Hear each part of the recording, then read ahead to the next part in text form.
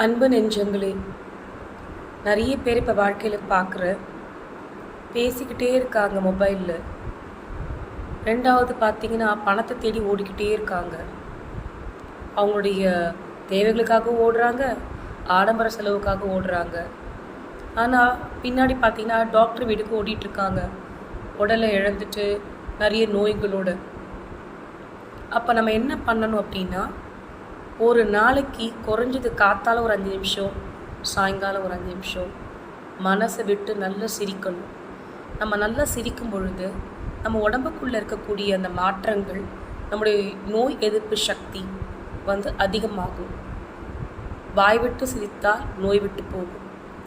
எப்பயாவது ஒரு நிமிஷம் தனியாக யோசிக்கும் போது, நம்ம என்னடா இப்படி ஓடிட்டே இருந்திருக்கோம் வாழ்க்கையில், இவங்கெல்லாம் சிரிக்கிற மாதிரி நம்ம சந்தோஷமாக சிரித்தது இல்லையே, வாய் விட்டு சிரித்தது இல்லையே, மனசால் சந்தோஷமாக இருந்தது இல்லையே அப்படின்ற கவலை இல்லாமல் இருக்கணும்னா, இனிமேலாவது காத்தால சாயங்காலம் மனசார 5 நிமிஷம் சிரிங்க.